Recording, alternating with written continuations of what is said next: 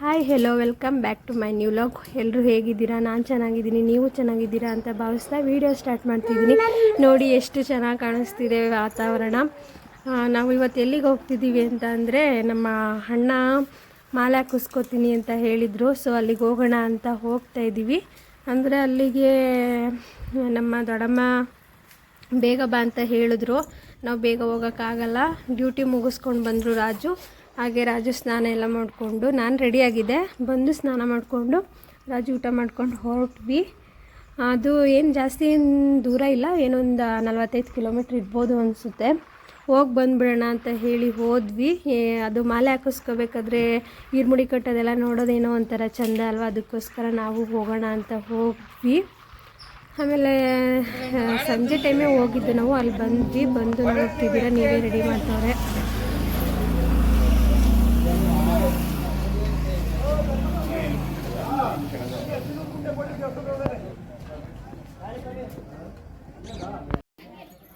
ನಾವು ಹೋದರೂ ಇನ್ನೂ ರೆಡಿಯಾಗಿರಲಿಲ್ಲ. ನಾನು ಬಾಗಿಲಿಗೆ ದೊಡ್ಡಮ್ಮ ರಂಗೋಲಿ ಏನು ಬಿಟ್ಟಿರಲಿಲ್ಲ, ಕಸ ತೊಡ್ಕೊಟ್ರು.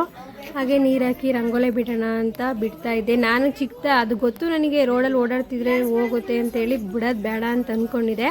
ಹಾಗೆ ಚಿಕ್ಕದಾಗಿ ಬಿಡೋಣ ಅಂತ ಬಿಡ್ತಿದ್ದೆ. ಆಮೇಲೆ ರೋಡ್ಗೆ ಹೋಗ್ಬಿಡು ಅಂತ ಹೇಳ್ತಿದ್ರು. ಸರಿ ಅಂದ್ಕೊಂಡು ಹಾಗೆ ನೋಡ್ತಿದ್ದೀರಾ, ತುಂಬ ಚೆನ್ನಾಗಿ ಡೆಕೋರೇಟ್ ಮಾಡ್ತಿದ್ರು. ನಿಜವಾಗ್ಲೂ ಬರೋಕ್ಕೆ ಮನಸ್ಸಿಲ್ಲ ಅದನ್ನು ನೋಡೇ ಹೇಗೆ ಮಾಡ್ತಾರೆ ಏನು ಅಂತ ಕ್ಯೂರಿಯಾಸಿಟಿ ಇತ್ತು. ಆಮೇಲೆ ನೋಡಿ ಎಲ್ಲ ಅವ್ರ ಕೈಯಲ್ಲೇ ಚೆನ್ನಾಗೆಲ್ಲ ಅದೇ ಅಯ್ಯಪ್ಪ ಸ್ವಾಮಿದಲ್ಲಿ ಮಾಡ್ತಿದ್ದೀರಲ್ಲ, ಅಲ್ಲಿಗೆಲ್ಲ ನೋಡಿ ಎಷ್ಟು ಚೆನ್ನಾಗಿ ಮಾಡ್ತಿದ್ದಾರೆ.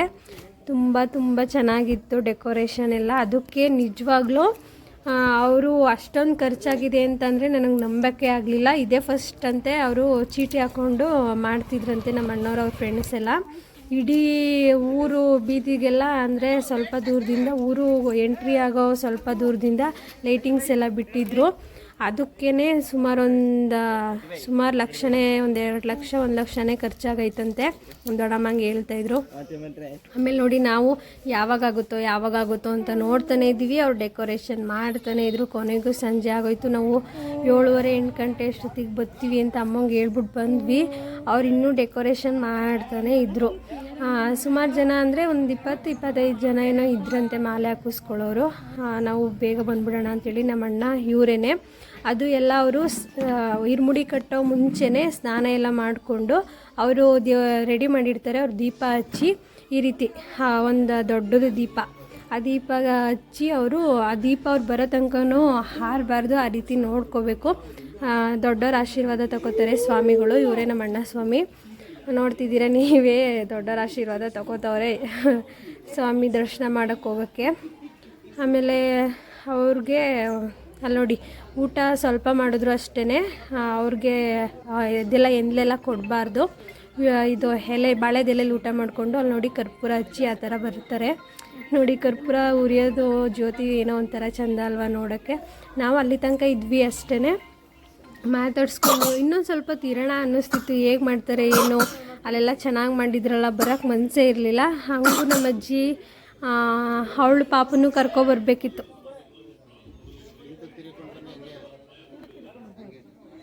ನಮ್ಮ ಅಜ್ಜಿ ಪಾಪನೂ ಕರ್ಕೊಂಡು ಬಂದಿದ್ರೆ ಆಗ್ತಿರ್ಲಿಲ್ವ, ಇದ್ಬಿಟ್ಟು ಬೆಳಿಗ್ಗೆ ಹೋಗ್ಬೋದಿತ್ತಲ್ಲ, 1-2 ದಿನ ಇದ್ದು ಹೋಗ್ಬೋದಿತ್ತಲ್ಲ, ಒಂದೇ ತವೇನು ಇರ್ತೀಯ ಅಂತ ಹೇಳ್ತಿತ್ತು. ನಾನು ನನ್ನ ಮಗಳನ್ನ ಕರ್ಕೊಂಡು ಬರಲಿಲ್ಲ, ಯಾಕೆಂದರೆ ವೆದರು ಸ್ವಲ್ಪ ಈಗ ಸಂಕ್ರಾಂತಿ ಟೈಮಲ್ಲಿ ವೆದರು ತುಂಬ ಚಳಿ ಇರುತ್ತಲ್ಲ, ಅದಕ್ಕೋಸ್ಕರ ಅವಳಿಗೆ ಶೀತ, ಆಮೇಲೆ ಹೊರ್ಗಡೆ ಏನಕ್ಕೆ ಅಷ್ಟೊತ್ತಲ್ಲಿ ಅಂತೇಳಿ ಕರ್ಕೊಂಡು ಬರಲಿಲ್ಲ. ಕರ್ಪೂರ ಹೊರ್ಗಡೆ ತನಕ ಹಚ್ಚಿ ಆಮೇಲೆ ಅದು ಕಾಯಿನ ಹಿಡ್ಗಾಯಿ ಹೊಡಿತಾರೆ ನ್ಯೂಲ್ಸಿ ದೇವರಿಗೆ 3 ಸಲ. ಅದು ಆ ರೀತಿ ಮಾಡಿ, ನಮ್ಮ ಕಡೆನೂ ಅಷ್ಟೇ, ನಮ್ಮ ಕಡೆನೂ ಇದೇ ರೀತಿ ಮಾಡೋದು. ನಿಮ್ಮ ಕಡೆ ಹೇಗೇನೋ ಅಂತ ಒಂದೊಂದು ಕಡೆ ಒಂದೊಂದು ಥರ ಮಾಡ್ತಾರೆ, ಆದರೆ ನಮ್ಮೂರಲ್ಲೂ ಈಗೇ ಸೇಮ್ ಮಾಡೋದು. ಅಲ್ಲಿ ನೋಡಿ ಹಿಡ್ಗಾಯಿ ಹೊಡಿತಾರೆ. ಅಲ್ಲಿ ನೋಡಿ ರಂಗೋಲಿ ತುಂಬ ದೊಡ್ಡದಾಗಿ ಬಿಡು ಅಂತಂದಿದ್ರು, ಎಲ್ಲ ತುಂಡಾಕ್ಬಿಟ್ಟಿದ್ರು. ಆಮೇಲೆ ಏನಕ್ಕೋ ರಂಗೋಲಿ ಬಿಡಬೇಡಿ ಅಂತ ಹೇಳ್ತಿದ್ರು. ನಾವು ಬಿಟ್ಟಾದ್ಮೇಲೆ ಹೇಳಿದ್ರು, ಏನಕ್ಕೆ ಏನು ಗೊತ್ತಿಲ್ಲ. ಆಮೇಲೆ ಅವರು ಆ ಕಡೆ ಹೋದ್ರಿ, ಒಳಗಡೆ ಬರೋಂಗಿಲ್ಲ, ಅದು ಇರ್ಮುಡಿ ಆಗೋ ತನಕ ಇನ್ನೂ ಒಳಗಡೆ ಹೋಗೋಂಗಿಲ್ಲ. ಒಂದ್ಸಲ ಹೊರಗಡೆ ಬಂದಮೇಲೆ ಅಲ್ಲಿ ನೋಡಿ ಫುಲ್ಲು ಡೆಕೋರೇಷನ್ ಎಲ್ಲ ಮಾಡಿದ್ರು. ಇನ್ನೂ ಸ್ವಲ್ಪ ಮಾಡ್ತಾನೆ ಇದ್ದರು. ಲೈಟಿಂಗ್ಸ್ ಎಲ್ಲ ನೋಡಿ ಏನು ಚೆನ್ನಾಗಿ ಕಾಣಿಸ್ತಿದೆ. ಬರೋಕ್ಕೆ ಮನಸ್ಸೇ ಇರಲಿಲ್ಲ ನನಗಂತೂ. ಊಟನೂ ಇನ್ನೊಂದು ಸ್ವಲ್ಪ ಹೊತ್ತು ಕೊಡ್ತಾರೆ ಅಂತ ಹೇಳಿದ್ರು. ಸುಮ್ಮನೆ ಊಟಕ್ಕೆಲ್ಲ ಕೂತ್ಕೊಂಡು ಕಾಯ್ಕೊಂಡ್ರೆ ಲೇಟಾಗುತ್ತೆ. ಪ್ರಸಾದ ಸಿಗಲಿಲ್ಲ, ಬೇಜಾರಾಗೋಯಿತು. ಅಲ್ಲಿ ನೋಡಿ ಅಯ್ಯಪ್ಪ ಹೇಗೆ ಕಾಣಿಸ್ತಿದ್ದಾರೆ, ತುಂಬ ಚೆನ್ನಾಗಿ ಕಾಣಿಸ್ತಿದ್ದಾರೆ. ಅಲ್ಲಿ ನೋಡಿ ಲೈಟಿಂಗ್ಸು ಕಣ್ಗೊಳಿಸ್ತಿದೆ. ದೇವಸ್ಥಾನ ಬಸವೇಶ್ವರ ದೇವಸ್ಥಾನನೂ ಅಷ್ಟೇ, ಅದು ಅಲ್ಲಿರೋದು ಬಸವೇಶ್ವರ ದೇವಸ್ಥಾನ. ಅಲ್ಲಿ ನೋಡಿ ಅವರು ಇನ್ನೂ ರೆಡಿ ಮಾಡ್ತಾಯಿದ್ರು. ಹಾಗೆ ಹೊರಗಡೆನೇ ಕೈ ಮುಕ್ಕೊಂಡು ಬಂದ್ವಿ, ಒಳಗಡೆ ಏನು ಹೋಗಲಿಲ್ಲ ಅಲ್ಲಿ. ಅದು ಆಮೇಲೆ ನಮ್ಮ ದೇವಸ್ಥಾನಗಳಲ್ಲೆಲ್ಲ ಓಪನ್ ಬಿಟ್ಟಿರ್ತಾರೆ ಗರ್ಭಗುಡಿ ಬಾಗಿಲೆಲ್ಲ, ಆದರೆ ಅಲ್ಲಿ ಪೂಜೆ ಮಾಡಬೇಕಾದ್ರೆ ಮಾತ್ರ ಹಂಗೆ ಓಪನ್ ಮಾಡೋದು, ಆಮೇಲೆ ಕ್ಲೋಸ್ ಮಾಡ್ಕೊಂಡೆಲ್ಲ ರೆಡಿ ಮಾಡ್ಕೋತಾರೆ. ಐನೂರು ರೆಡಿ ಮಾಡ್ಕೋತಿದ್ರು. ಇದು ನಮ್ಮ ದೊಡ್ಡಮ್ಮನ ಮನೆ ಪಕ್ಕನೇ ಇರೋದು ದೇವರಿದು ಬಸವೇಶ್ವರ. ಅಲ್ಲೇ ಅದ್ರ ಪಕ್ಕದಲ್ಲೇ ಇದನ್ನು ರೆಡಿ ಮಾಡಿದ್ದು. ಇದೆಲ್ಲ ರೆಡಿ ಸ್ಟೇಜ್ ಥರ ಇದೆ ಅಲ್ವಾ, ನಾನು ಯಾವಾಗಲೂ ಈ ರೀತಿ ನೋಡಿರಲಿಲ್ಲ. ಇವಾಗೆಲ್ಲ ಏನು ಬೇಕು ದುಡ್ಡಿದ್ರೆ ಏನೆಲ್ಲ ಏನು ಬೇಕಾದರೂ ಸಿಗುತ್ತೆ ನೋಡಿ. ಇದಕ್ಕೆ ಸುಮಾರು ಖರ್ಚಾಗೈತೆ ಅಂತ ಹೇಳ್ತಾಯಿದ್ರು. ಫುಲ್ಲು ರೋಡಿಗೆಲ್ಲ ಈ ಥರ ಲೈಟಿಂಗ್ಸ್ ಎಲ್ಲ ಬಿಟ್ಟಿದ್ರು, ಏನೋ ಒಂಥರ ಚೆನ್ನಾಗಿತ್ತು.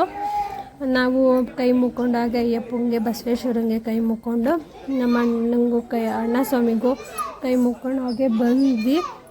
ಬರೋಣ ಅಂತ ಹೊರಟ್ವಿ, ಇನ್ನೂ ಬಂದಿರಲಿಲ್ಲ. ಬರೋಣ ಅಂತ ಹೊರಡೋಣ ಅಂತ ಅಮ್ಮ ಫೋನ್ ಮಾಡ್ತಾನೆ ಇತ್ತು, ಇನ್ನೂ ಅಲ್ಲೇ ಇದ್ದೀರಾ ಈಗ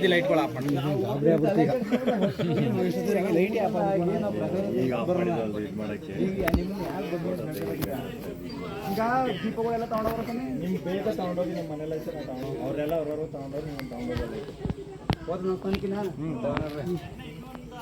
ಅವ್ರು ಏಮಸಂದು ಕಳ್ಸೋಕಿಲ್ಲ ತಗೋಕಿಲ್ಲ. ಅವರು ಕೊನೆಗೂ ರೆಡಿ ಮಾಡೋದೇ ಲೇಟ್ ಆಗೋಯ್ತು, ಇರ್ಮುಡಿ ಲೇಟ್ ಆಗುತ್ತೆ ಅಂತ ಹೇಳಿದ್ರು. ಸೊ ಅದಕ್ಕೋಸ್ಕರ ನಾವು ಮನೇಲೇ ಅಮ್ಮ ದೊಡ್ಡಮ್ಮ ಅನ್ನ ಮಾಡಿಟ್ಟಿದ್ರು, ಊಟ ಮಾಡ್ಕೊಂಡು ಹಾಗೆ ಹೊರಟ್ವಿ. ನೋಡಿ ರೋಡ್ ಹೇಗೆ ಪ್ಯಾಚ್ ಮಾಡಿಬಿಟ್ಟಿದ್ದಾರೆ, ಪರವಾಗಿಲ್ಲ. ಹಳ್ಳ ಕೊಳ್ಳ ಎಲ್ಲ ಗುಂಡಿ ಎಲ್ಲ ಮುಚ್ಚಿದ್ರು, ಪರವಾಗಿಲ್ಲ. ನಮ್ಮ ಕಡೆನೂ ಇದೇ ರೀತಿ ಮಾಡಿದ್ರಾಗುತ್ತೆ. ಅಲ್ಲಿ ನೋಡಿ ಎಲ್ಲ ಪ್ಯಾಕ್ ಮಾಡಿದರು. ನಾವು ಬೇಗ ಹೊರಡೋಣ ಅಂತ ಕೊನೆಗೂ ಬಂದ್ವಿ. ನಮ್ಮ ಊರ ಹತ್ರ ಬಂದ್ವಿ. ಸೋನೆ ಬಂತು, ಸದ್ಯ ನೆನಲಿಲ್ಲ. ಮನೆಗೆ ಬಂದಾದ್ಮೇಲೆ ಜೋರಾಗಿ ಬಂತು. ಏನೋ ಒಂಥರ ಅಯ್ಯಪ್ಪ ಸ್ವಾಮಿ ಏನಪ್ಪ ಇಲ್ಲಿಗೆ ಬಂದ್ಮೇಲೆ ಮಳೆ ಉಯಿಸಿದ್ರು ಅಂತ ಅಂದ್ಕೊಂಡು ಹಾಗೆ ಮಾತಾಡ್ಕೊಂಡು ರಾಜು ನಾನು ಬಂದ್ವಿ.